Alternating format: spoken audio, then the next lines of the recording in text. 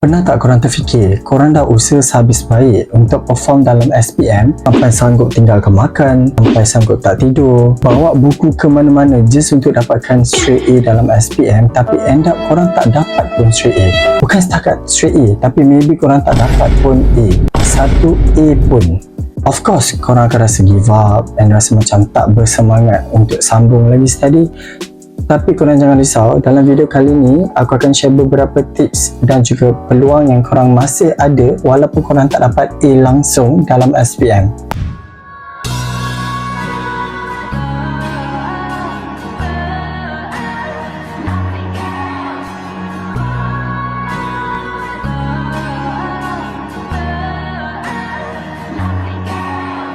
Assalamualaikum and hi everyone, it's Medan Hazaki. So kalau korang baru lagi dekat sini, jangan lupa untuk tekan butang subscribe dan juga aktifkan notification bell button so that korang tak akan terlepas, sebab aku ada banyak lagi video-video yang berkaitan macam video ni yang aku akan share dekat korang. Okay baik, first of all aku nak korang tukar mindset korang. Biasanya memang orang akan stuck bila dah habis SPM, result pun tak berapa okey ataupun teruk. Mungkin diorang rasa macam itu adalah pengakhiran diorang, ataupun beta aku sambung start, ataupun beta aku terus kerja, boleh dapat duit banyak, boleh start kumpul duit, boleh kahwin. Sebenarnya ramai yang silap. Korang sebenarnya ada banyak lagi peluang yang korang boleh cuba untuk sambung study, and trust me, korang tak akan menyesal. Pilihan pertama adalah korang kena sambung diploma. Jadi sebenarnya ramai yang fikir macam, oh kalau aku sambung diploma ni macam tak berapa gempak lah kalau nak compare dengan orang yang sambung asasi, matrik, A-level. Ramai yang rasa macam downgradekan diploma. Sebenarnya tak korang. Diploma is a good platform untuk korang cuba kembangkan lagi bakat korang dan juga minat korang. Walaupun diploma ni dia ambil masa sedikit lama compared to asasi matrik yang biasanya akan habis dalam setahun ataupun 2 tahun.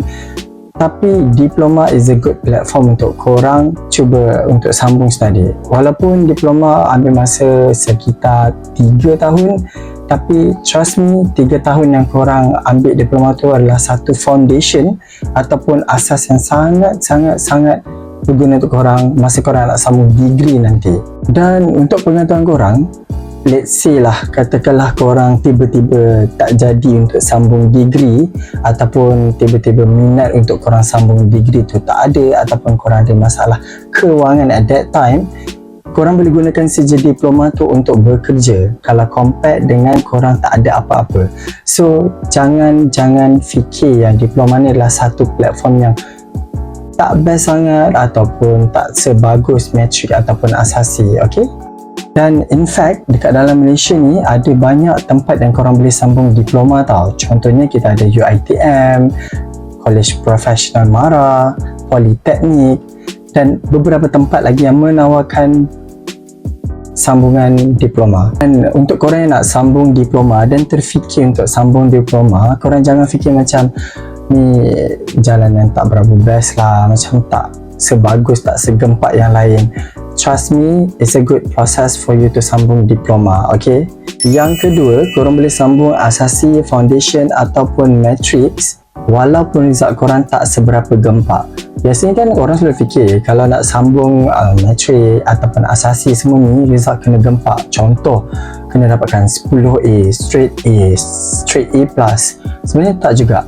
Dan kalau korang nak tahu, asasi, foundation ataupun matrix ni adalah satu platform yang kita boleh kira macam shortcut untuk korang sambung degree. Macam yang aku cakap tadi, kalau diploma dia akan ambil masa lebih kurang 3 tahun, tapi kalau matrik, asasi dan foundation ni biasanya setahun ke 2 tahun sahaja. Lepas tu korang boleh straight sambung degree dan ia sangatlah boleh jimatkan masa korang. So dekat mana nak sambung asasi, matrik ataupun foundation ni? Korang boleh cuba untuk asasi UiTM, foundation UM, apply untuk matrikulasi. Dan untuk matrikulasi ni pun ada banyak sangat cawangan. Kenapa aku cakap korang jangan give up untuk apply matrix ke asasi ke foundation? Sebab untuk pengetahuan korang, biasanya kalau orang yang result dia terlebih gempak, contoh macam straight A ke, straight A+ ke, diorang memang biasanya akan dapat matrix, asasi atau foundation ni kalau diorang pilih.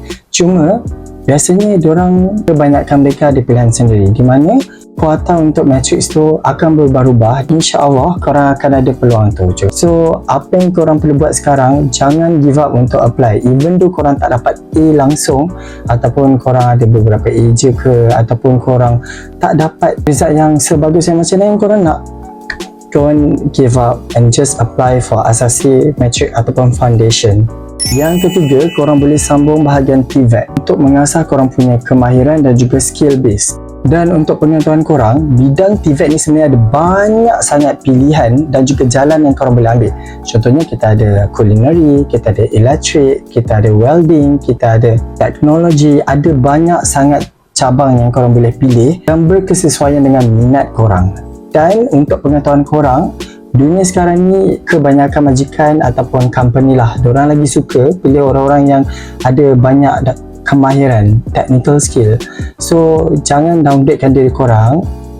It's better untuk korang sambung TVET, bidang TVET ni macam yang aku explain tadi, so that korang boleh mantapkan lagi kemahiran juga skill korang untuk korang pasarkan diri korang dekat company-company yang memerlukan orang yang ada kemahiran dan juga skill ni, yang di-train secara praktikal masa dia dekat tempat study dulu. Antara tempat yang korang boleh cuba untuk apply ataupun untuk masuk TVET ni adalah GIAT MARA, Institut Kemahiran MARA ataupun College Community. Dan ada lagi beberapa tempat yang menawarkan kemahiran TVET ni kepada anda, kepada korang, walaupun korang belum tahu lagi korang minat apa.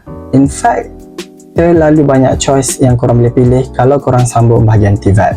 Yang keempat, korang boleh apply untuk masuk college swasta.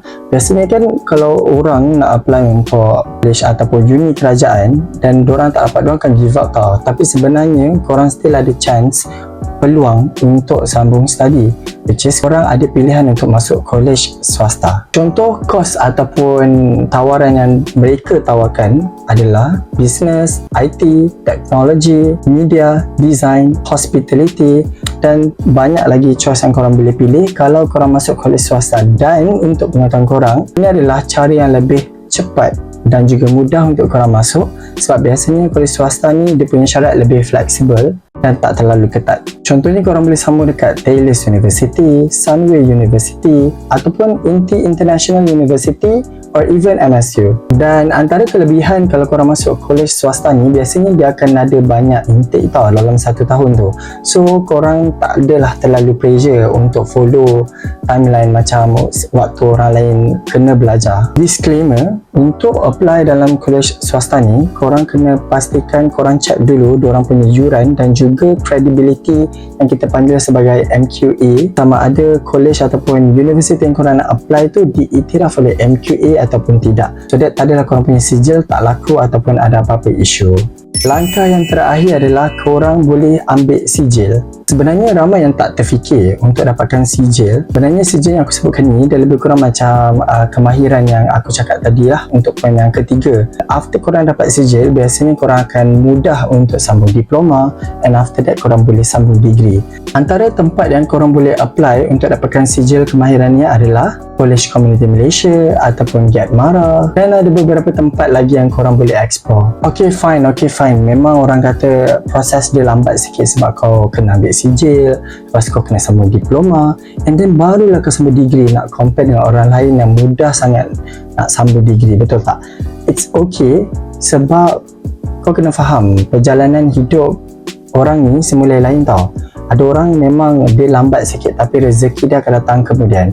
So for your case, it's okay kalau kau nak ambil dulu sijil, and then after that korang sambung slow-slow diploma, and then after that korang sambung degree. But end up korang still akan dapat degree. So kalau korang ada apa-apa lagi soalan ataupun benda yang korang nak aku explain, korang boleh komen dekat bawah video ni. Ataupun mungkin kalau korang ada idea-idea lain ataupun ilmu yang korang nak share, boleh share juga dekat ruangan komen so that orang lain pun boleh baca and faham juga. I think that's all for today's video. Thank you everyone for watching and see you guys in the next video.